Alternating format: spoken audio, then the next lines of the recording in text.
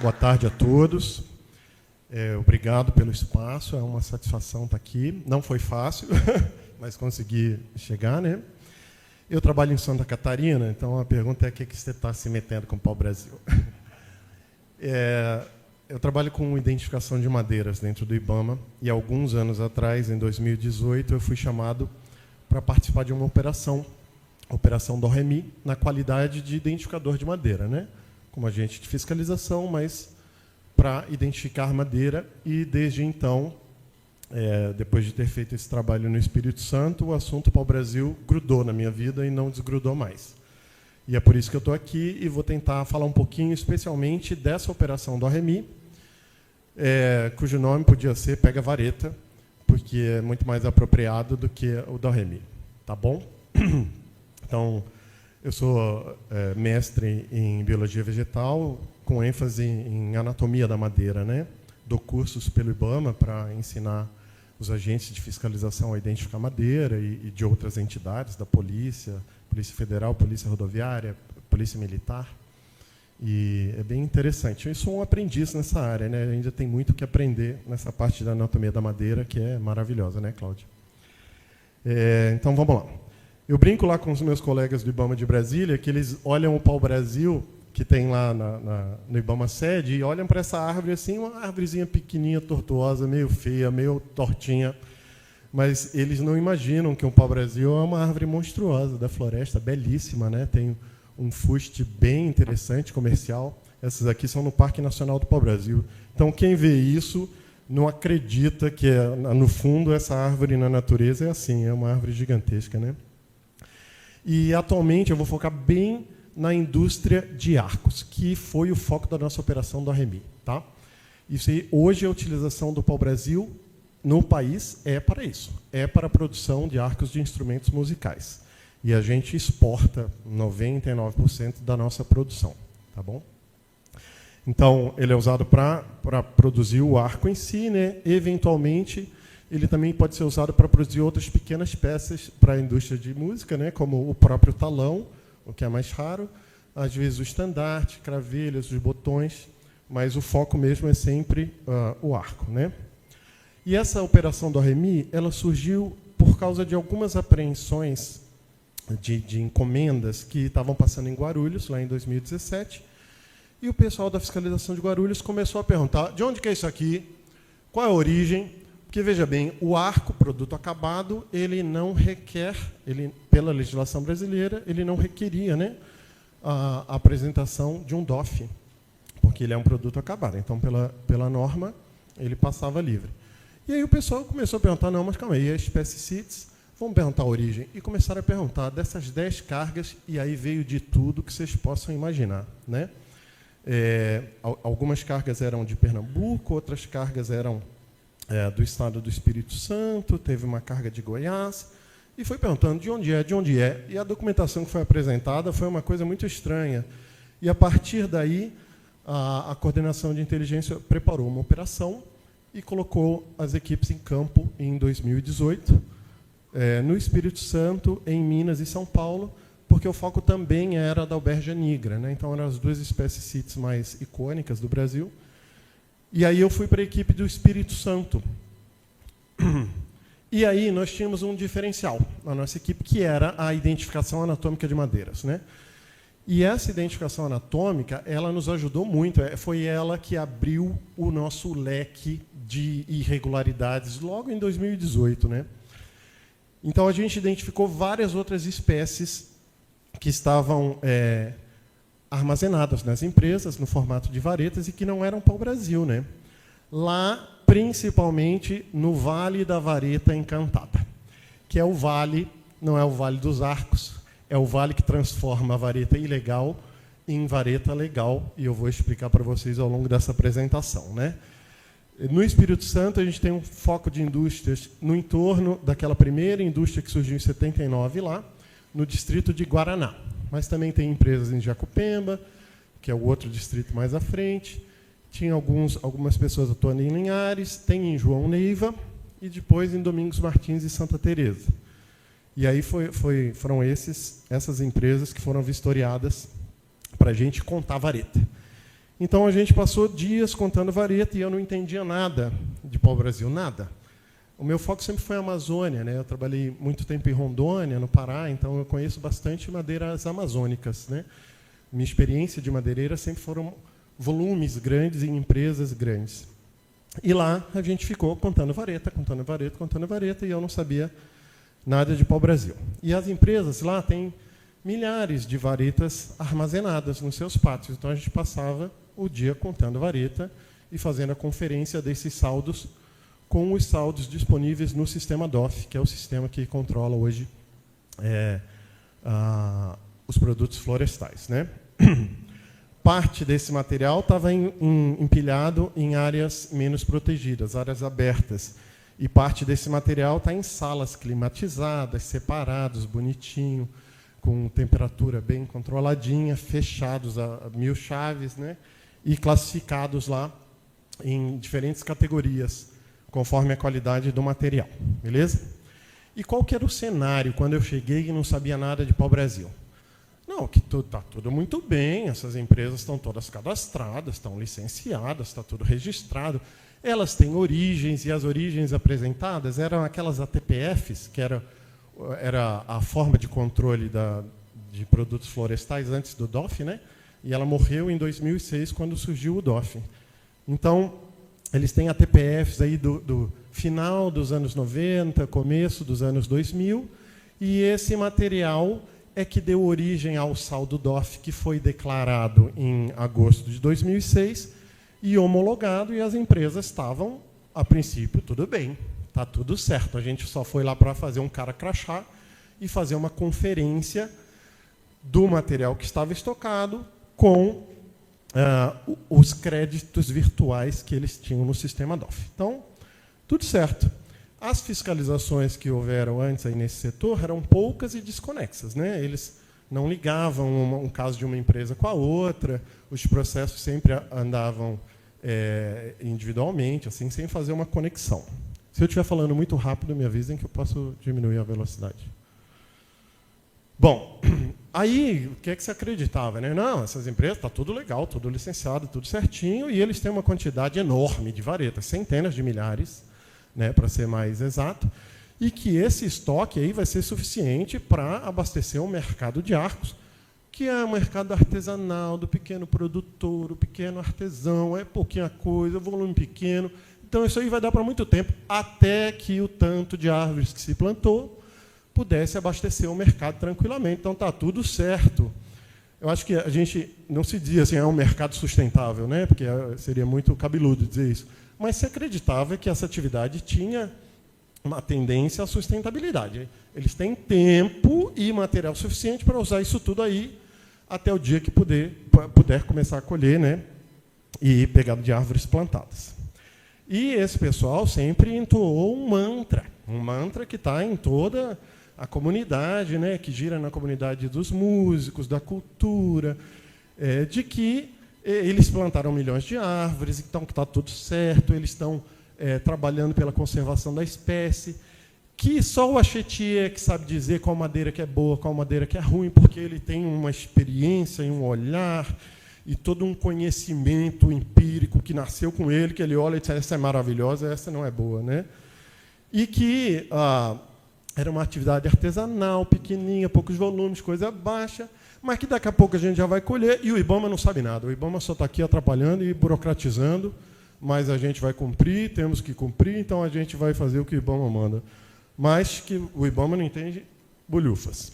Bom, eu, que vim de fora, eu não estava entendendo ainda o que estava acontecendo, então eu fiquei só observando, né, como é que é o processo deles de seleção desse material, como é que eles olham para a vareta, porque eu sou especialista em madeira, mas em identificação, não em qualidade da madeira, né? Então, como é que eles classificam uma madeira como isso, como profissional ou estudante, o arco ouro, o arco prata, o níquel, que vão receber ornamentos diferentes conforme a qualidade que eles identificam nesse material, né? Porque as encomendas do exterior, hoje sabemos, são feitas assim, preciso de 100 níquel e 10 pratas, arruma aí. Então, eles encomendam um material desse jeito, né? E eu comecei a observar, só estava de longe olhando, né? E aí, lá em 2018, a gente na primeira semana ainda, enquanto eu ainda estava tentando me ambientar, onde estou, o que estou fazendo aqui, que não conheço nada de pau-brasil, a gente começou a identificar algumas irregularidades simples, né? Algumas cargas que chegaram lá em Aracruz que não tinha TPF, discrepância de volumes, contava o número de arcos, tentava bater o saldo, não batia. E aí o uso de nome científico equivocado para dizer que era pau-brasil, seu Eugênio multicostata, nada que ver com o pau-brasil, mas estava lá no sistema como se pau-brasil fosse. Então, eu, como biólogo, que sempre amei taxonomia, ficava de olho nisso, né? Eu só estava espiando. Até o dia que a gente puxou um fiozinho. Deixei o plano de lado e encontramos um pequeno achetier. E tem uns 3 ou 4 casos que eu vou me demorar mais um pouquinho, porque eles são especiais.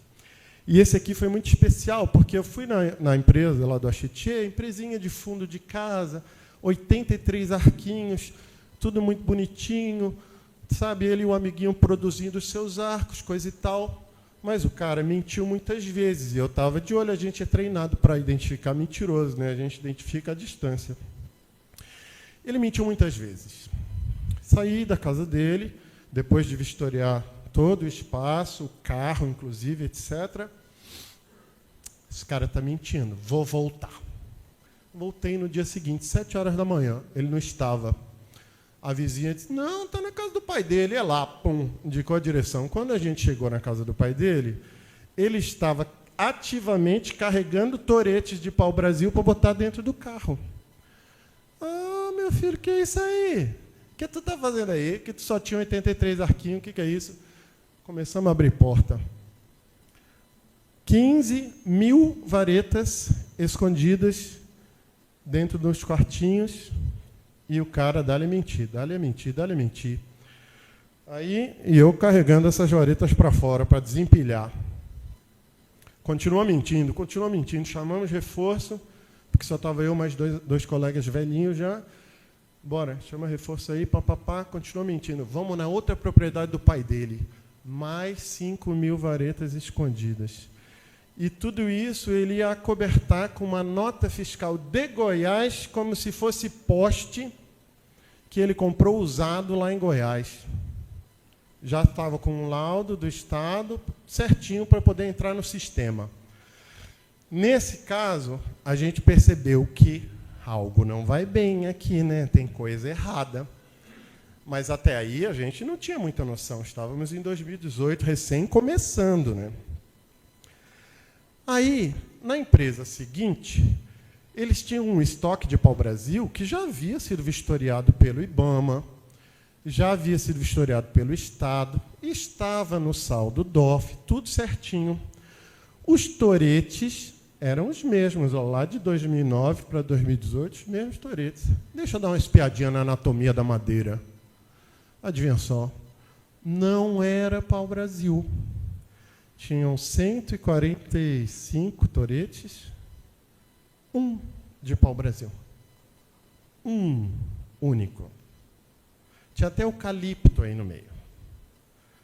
IP, roxinho, várias espécies.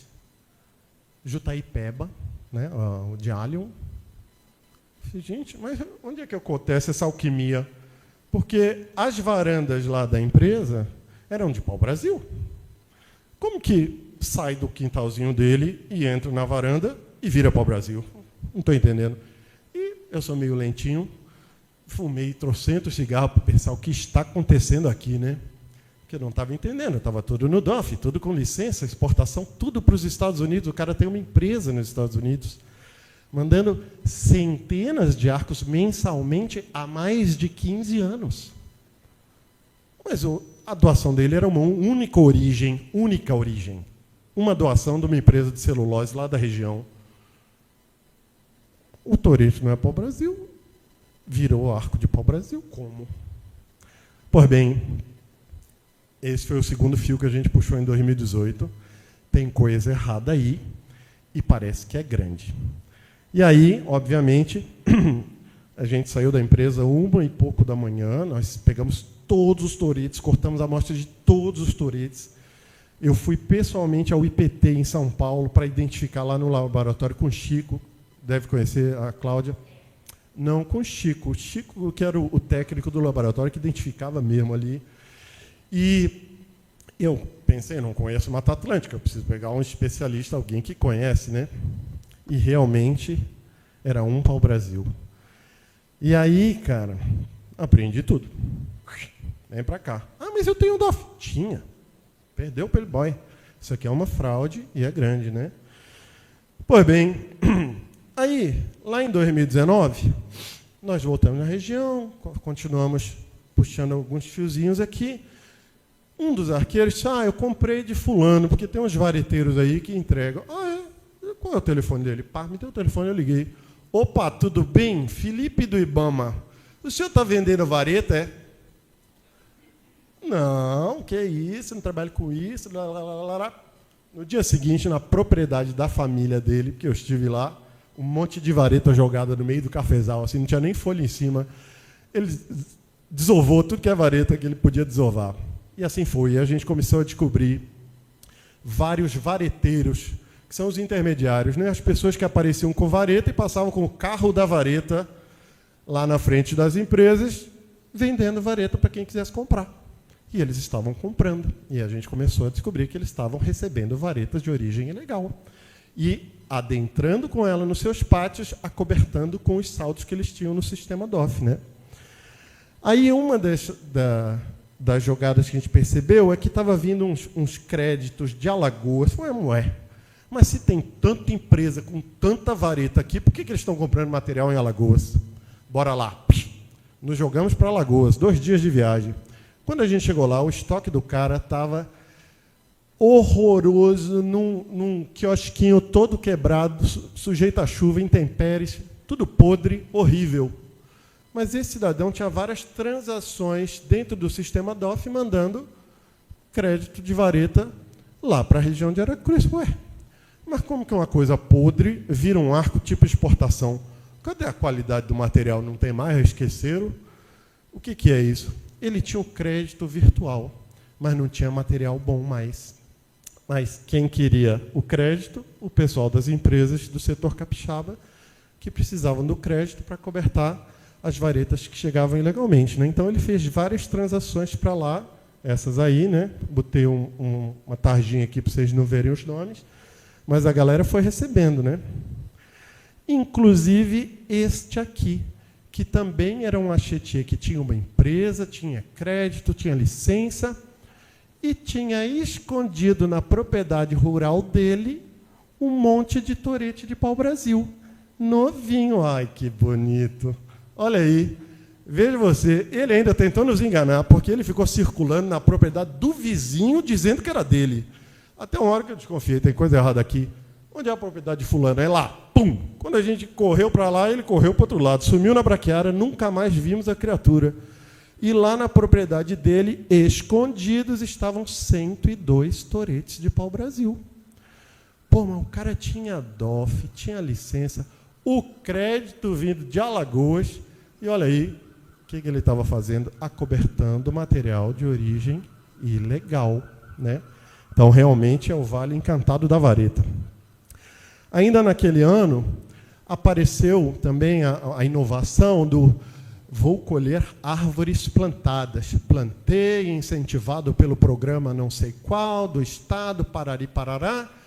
Estado autorizou, o camarada levou 16 metros cúbicos de pau-brasil, que para o mundo do pau-brasil é um volume muito alto, né? Fomos visitar os tocos, lá em Fundão. Mas, meu Deus, é uma coisica de nada, não tem cerne, não tem nada. Aí tu chega na empresa que recebeu, não, tá tudo aqui, ó. Isso tudo aí, os DOFs todos pendurados na parede, colado nas pilhas. Já serrei. Mas tu já serrou? Foi? Não tinha que secar isso não, hein? Cadê o período de secagem do torete? Não tinha que secar ele inteirinho? Não, serrei, tá tudo aí, ó. Aí, isso tudo diz ele que veio daquelas árvorezinhas checheleta que eu acabei de mostrar a vocês. E olha uns toretão bem lindos do lado daquela galharia das plantadas. Ah, amigo, tem coisa errada aqui, querido. Não vai passar. Não passará. Se recolher tudo, está preso. Lamento informar, vamos brigar na justiça, porque isso aqui é fraude. Pois bem, Aí, nisso, tem técnicos envolvidos, porque teve alguém que fez o projeto, apresentou para o Estado, tentando ludibriar a fiscalização ambiental. Então, essa foi uma das primeiras alertas que a gente teve, que essas árvores plantadas estão tendo um mau uso na sua colheita, porque eles não estão usando as plantadas. E eu posso lhes dizer que um coleguinha dele, a Chetier, olhou essas fotos e disse: baiano, baiano, baiano, baiano. Foi pronto. Era tudo que eu precisava ouvir. Eu já sabia. Mas vamos lá. Aí, igual esse projeto, tinha mais 2 na fila para ser aprovado lá no órgão estadual, dessas 2 árvores também plantadas, na casa de 2 senhorinhas. Adivinha quantos metros ia dar aqui? 2 metros cúbicos cada uma dessas árvores. Estragou, não? Está funcionando. Tá. 2 metros cúbicos aqui, 2 metros cúbicos ali. Falei, mas, rapaz, de onde que isso tem 2 metros cúbicos? 2 metros cúbicos dá para cobertar 3.000 varetas. Né? Considerando o índice de conversão, acho que agora estragou. Mas eu posso falar assim. Considerando o índice de conversão da IN do DOF. Então, 3.000 varetas daqui, dessa arvorezinha. Mas, rapaz, o que é isso? Aí a gente foi no IDAV conversar. Olha, tem treta aqui, o histórico é esse. Acho que vocês não deveriam aprovar. Porque isso aqui é um caminho de fraude que já está bem caracterizado, né? E aí a gente foi descobrir, voltar num caso que a gente tinha aí de 2018, mas foi descobrir depois, não, vamos cavocar agora que a gente começou a descobrir que o caminho é esse. Essa árvorezinha aí, ó, também deu 2 metros cúbicos, mas ela deu lá em 2014, foi o primeiro caso. 2014 ele ganhou, e ganhou como lenha. O cidadão, não é porque quem pede é o cidadão dono da árvore. Aí fizeram voltar o processo, não, vamos reautorizar. E reautorizado como torete. Por quê? Porque a lenha não dá para converter em vareta no sistema. E o torete dá. E aí eles pegaram, refizeram a autorização, deram 2 metros cúbicos de torete e botaram na conta do camarada. Que usou para quê? Acobertar um material de origem legal, né? Obviamente. Bom, aí, continuando na cavocação, a gente descobriu um caso lá de um laudo de 2005, que deu 8 metros cúbicos para essa empresa aqui. Repara, eram 42 estacas e morões de cerca e mais aquela raiz. Aquela raiz não faria um arco? Jamais. Porque a grã daquela raiz, como é, Cláudia? É direita ou é reversa dessa raizona ali? Que nem se sabe se é de pau-brasil, né? Mas era o que aparecia no processo. Agora veja, nós voltamos na cerca. A cerca sequer saiu da propriedade. E a gente conseguiu observar, por causa das montanhas ao fundo, da torre de alta tensão, então a gente voltou na propriedade, fotografou a mesma cerca. A cerca não saiu de lá. E o cara ganhou 8 metros, ele estava vendendo para o Brasil há anos, ele conseguiu exportar para Portugal com licença CITES, e era uma fraude, era um laudo fraudulento. Vup! Tiramos tudo da empresa dele também. Falei, que isso, aqui tem treta. Isso não saiu dali, da onde veio, né? Bom, até hoje tem os casos de abençoados que receberam crédito desse material de cerca, material caído, palanque, etc., etc., lá no começo dos anos 2000 e que estão vendendo arco ouro. Até hoje, não é possível acreditar que isso seja real, né? Aí, óbvio que quando a gente foi resgatar as origens lá no passado, não teve nem identificação desse material para saber se era pau-brasil. Era um toco queimado cinza que alguém disse e aprovou. Disse, não, tá beleza, joga aí. E o cara está com esse crédito até hoje, usando para a produção de arcos, né? Qual é o esquema que a gente percebeu? O pau-brasil estava vindo ativamente do sul da Bahia e em propriedades, tanto na Bahia quanto lá no Espírito Santo, uma pequena serrinha estava serrando esse material nos fundos da propriedade. Essas varetas entravam no carro da vareta para circular nas empresas e os restos desse material ficavam com o proprietário que arrendou o espaço para para aquilo, né? Esse senhorzinho, por exemplo, ele ficava com os restinhos para fazer cachepô de orquídea e bengala. Então, o paizinho dele, que tinha 90 e tantos anos, ficava lixando para fazer bengala, né? E como esse caso, nós resgatamos casos aqui da Bahia do passado e revisitamos, né, Andréa? E a gente percebeu que a dinâmica era a mesma. As pessoas foram multadas lá em 2009, 2014, mas quem foi multado foi o proprietário da área.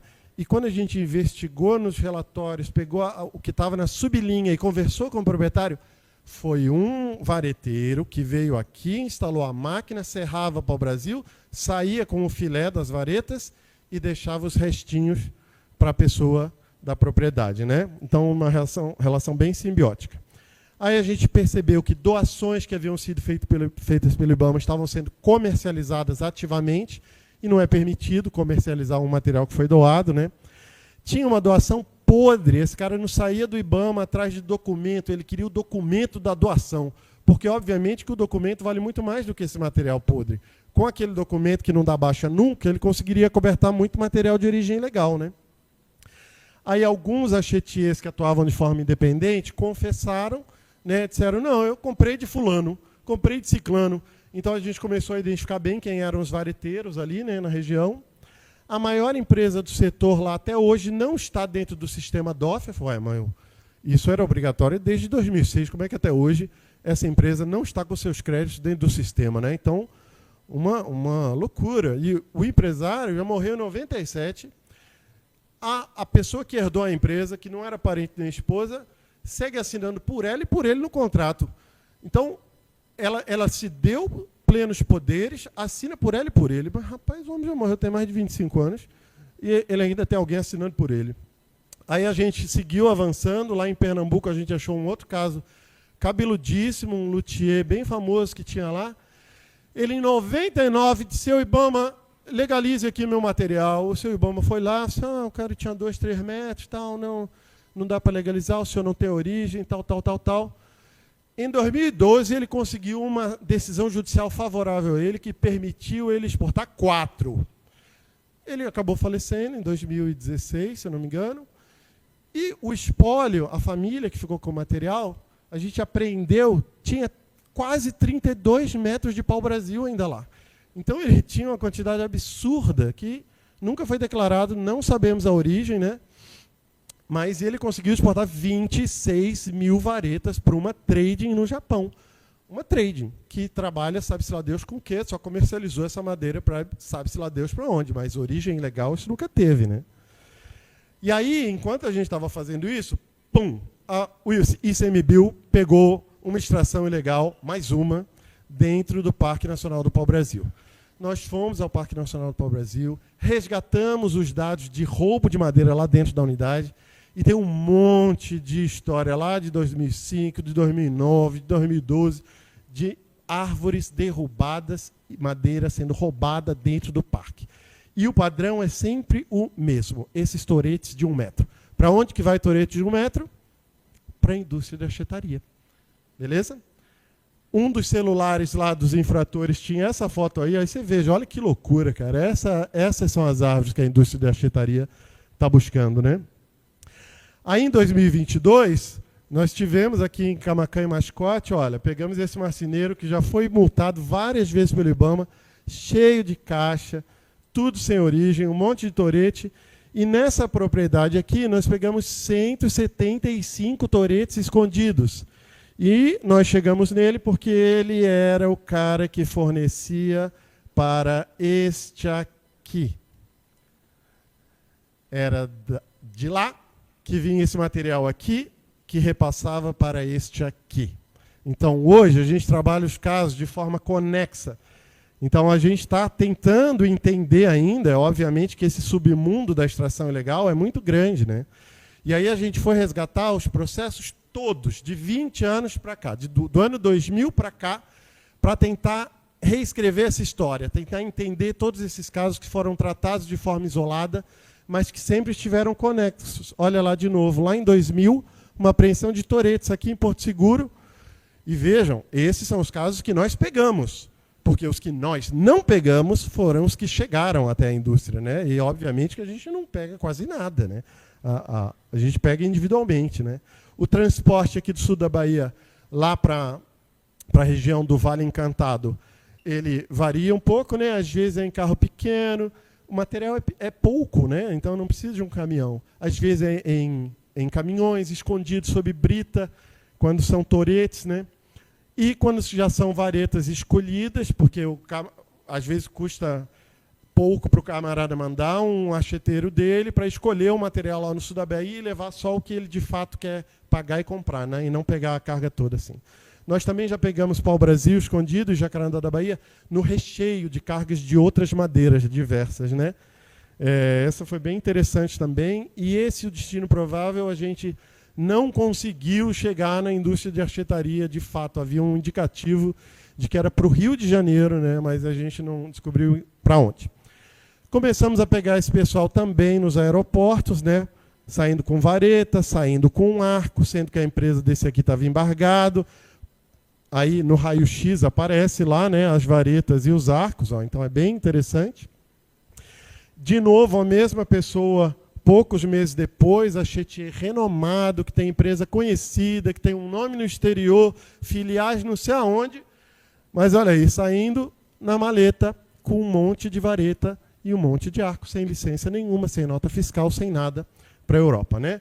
E é obviamente que a cada ação nossa saía uma reação na imprensa para mostrar que lindo, vale maravilhoso dos arcos produzidos para a Europa. Olha como nós somos importantes para o mundo da música. Sim, são. Vocês estão fornecendo material de origem ilegal para alimentar o mundo da música. E isso é fato, nós temos como provar, né? Aí a gente pegou um italiano que montou uma empresinha no Rio e também estava carregando material ilegal. Ele tentou passar por Campinas com uma encomenda, conseguimos segurar. Depois ele foi pego no Galeão. Poucos meses depois, 3, 4 meses depois, foi pego no Galeão, tentando embarcar para a Itália. Ele tem empresa lá em Cremona, ele oferece pelo Facebook, por outras redes, e ele está fornecendo para os achetiers na Europa, que compram. Obviamente que ele não estaria oferecendo se alguém não estivesse comprando, né? E aí, quando você vai dar uma espiadela pública no Facebook, está cheio de perfis vendendo varetas aqui na Bahia, né? Os arcos, vocês sabem que eles são todos assinados, valem uma pequena fortuna, né? Os preços de nota fiscal emitidos aqui são 10 vezes abaixo do preço do mesmíssimo arco vendido nesses sites dessas empresas estrangeiras. Aí, quando a gente olhou para os plantios desse povo, os plantios foram todos feitos em área aberta, fuste pequeno. Onde tem galho vai ter nó, onde tem nó não faz vareta, porque a grã é revessa, e se a grã é revessa, não é linheira, não é útil para a produção dos arcos. Nos celulares desse povo tinha fulano vareta, fulano vareta, fulano vareta. Realmente o esquema de entrega de varetas era bem ativo e funcional. Assim. Cara, é complexo. A Polícia Federal entrou junto, realizou 2 etapas, nós fizemos em conjunto com eles, né? E eles inovaram com essa perícia de isótopos estáveis para tentar apontar de onde está vindo esse material que está alimentando a indústria, né? E, obviamente, que ele estava vindo da Bahia e a gente está esperando aí os laudos que confirmem isso, né? Estamos aguardando também o indiciamento dos atores envolvidos quando a polícia avançar nas investigações dela, né? Então, a gente sabe que o achetier não é um mágico, ele está analisando características físico-mecânicas daquela peça de madeira, né? E tem uma série de características descritas na literatura e outras que a gente captou ao longo desses anos, né? Que indicam qual é o material de boa qualidade para a confecção de arcos. É óbvio que existem mais, e é óbvio que isso aí varia na classificação daqueles arcos profissionais, como eu disse a vocês, ouro, prata e níquel, beleza? Aqui uma inspeção aí de um arco de uma vareta, né, bem legal, bem meticulosa, feita por um achetier aí, está disponível na internet. Os achetiers aqui presentes sabem que esse material realmente ele precisa ter esse alinhamento todo, né? Inclusive aqui em italiano tinha orientação de como cortar a posição das camadas de crescimento na cabeça da vareta para dizer, ó, esse é bom, esse é perfeito, esse não é. Para que o extrator lá, a pessoa que estivesse serrasse a madeira sempre em cortes radiais, né, como indica ali, para que tivesse um melhor aproveitamento do corte das varetas naquele material que estava sendo cortado aí no fundinho de fazenda, né? E esse tanto de material acumulado nas empresas. Bastava um olhar mais minucioso para você ver que a maioria desse material é basura, é lixo. É material que já passou pelo olhar meticuloso do Achetier e que foi descartado na linha de produção de alguma maneira. E por que é que ele mantém esse material guardado? Por que é que ele não descarta o lixo? Porque aquele lixo está segurando um crédito virtual. Ele não vai descartar, porque senão ele vai baixar o crédito dele. Então, essa mantença de boa parte do material imprestável para a produção de arcos é que faz com que ele consiga fazer sempre o troca-troca de vareta, que é uma prática bem usual. E quando você chega nas empresas, você vê sacos de ráfia para lá e para cá, de varetas. O que era isso, né? Quando eu fui resgatar as imagens, eu falei, por que esse monte de saco de ráfia aí? É porque tinha vareta chegando e vareta saindo, né? O tempo inteiro. Então, estava sempre aquele transporte de vareta para lá e para cá. Então, quais são as novas premissas que a gente teve a partir dessa operação do RMI, né? Que, de fato, estava acontecendo uma série de ilícitos e fraudes nas empresas daquela região que estavam ludibriando a fiscalização ambiental, se utilizando dos créditos que ela obtinha formalmente no sistema para cobertar material de origem ilegal e que eles estão agindo em conluio, eles estão agindo juntos, um sempre cobrindo o outro. O IBAMA foi em ti, então bora aqui que eu te ajudo aqui, te presto aqui. De quem que tu pegou essa? Vou pegar também. Eles agem em conluio nesse esquema de acobertamento de madeira ilegal, tá? O que a gente detectou até ali é que os plantios, ao menos os que haviam sido liberados até então, foram usados apenas para obtenção de créditos. Porque, gente, se os plantios estivessem todos bons e maravilhosos, opa, bora usar só eles então, está resolvido o nosso problema. Por que é que estão ainda pegando material de origem ilegal? É porque o material dos plantios não está sendo bom. Um dos camaradas que recebeu autorização para pegar 3 metros de 9 árvores plantadas lá, ele chegou ao ponto de sumir com os tocos e com as raízes. Falei, cadê o toco? Arranquei. Cadê a raiz? Queimei. Porque ele não queria deixar o vestígio para a gente poder comparar se o material que ele disse que veio do plantio era dali ou não. Ah, tá, então tá. Cadê os toretos que tu serrou aqui, que tu recebeu? Já serrei. Já serrei, já cortei, já fiz arco. Falei, gente, mas não tinha poucos meses de corte, acho que 8 ou 9 meses, tem que olhar lá no processo. Ele já até vendi arco. Mas como que tu vendeu arco com a madeira molhada? Da onde isso? A madeira não tem que estar seca? Tem que. Mas, para vocês verem o nível de fraude que estava ocorrendo nessa indústria, né? Aí passou uma reportagem no Fantástico, bem interessante, mas eu não quero estender mais o tempo, porque eu já estou terminando. Em algum momento, que essa reportagem repercutiu bastante, né, aparece um cidadão queimando as varetas com um saquinho de picanha do lado. Não sei se vocês viram, né? Ele estava queimando um monte de vareta de pau-brasil. O que é? Faltou lenha, ele não tinha carvão. Não, ele estava queimando as varetas para ele manter a contabilidade aparente que ele tinha nas empresas. Então é assim. Ele pegou o crédito do fulano lá de Alagoas, que veio junto com umas varetas podres, queimou as podres para usar aquele crédito para as varetas boas que ele adquiria. Beleza? Nós, num esforço fenomenal, mandamos a proposta para a COP22 para tentar mudar o status do pau-brasil do anexo 2 para o anexo 1, face à bagunça que estava acontecendo aqui, mas infelizmente não foi aprovado, né? Houve uma alteração da anotação, e essa alteração da anotação também é uma coisa que não faz muito sentido, porque ela incluiu os arcos, porém ela isentou os arcos de reexportação. Portanto, somente os arcos que saem do Brasil passaram a ingressar nos anexos da CITES. Os arcos que saem lá da Europa e dos Estados Unidos, que receberam material, sabe-se lá Deus como, são reexportação. E aí eles estão isentos da CITES, né? Então, realmente é uma proposta que não agradou ao Brasil, né? E nós vamos apresentar novamente a proposta para o anexo 1 na próxima COP, que vai ser no Uzbequistão, é isso? Já está acertado com a diretoria, né? Porque a gente, de fato, entende que o pau-brasil tem que entrar no anexo 1. Ele é uma espécie criticamente em perigo, como bem mostrou a Patrícia aqui, né? Que está sendo esfolado no seu ambiente natural para alimentar essa indústria voraz, né? E a gente precisa tentar segurar isso.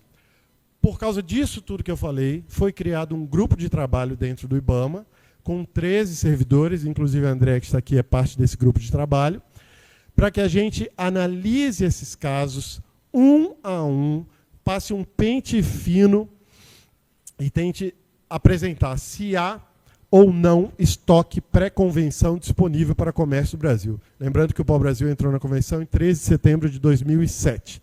Beleza? Então, o que a gente tem hoje é um esquema de lavanderia de varetas que está bem ativo, assim, bem funcional, bem identificado, né? Com sobejas provas, robustas provas desse esquema de troca-troca de vareta. Tá? Então, somos em 13 servidores, nós temos 12 produtos a entregar, né? A gente está trabalhando arduamente nisso, mas cada um de nós não está exclusivo para isso. A gente tem as nossas atividades nas nossas unidades também, que requerem bastante tempo, né? Mas a gente está tentando apontar caminhos para tentar resolver esse problema do pau-brasil, especialmente vinculado à indústria. Tá bom? E aí, por isso eu disse ao Piotr que o final eu acho que é triste, né? Porque a nossa pergunta é se a gente vai ficar assistindo essas árvores centenárias serem condenadas na mão da indústria em nome da cultura, em nome das orquestras. A gente vai permitir, porque é isso que está acontecendo, né? Um esquema de lavanderia de madeiras, né? Essas aqui, eu gosto muito dessa foto, porque essas nós salvamos. O camarada comprou uma árvore plantada, conseguiu a volumetria, e lá no computadorzinho dele tinha um contrato para comprar 40 árvores em Itamaraju, e nós conseguimos ainda em tempo agir. Essas árvores ainda estão em pé, pelo menos estavam até o dia que a gente esteve lá, né? Porque ele ia levar dessas árvores aqui, ele ia usar para botar no crédito da plantada que ele adquiriu, né?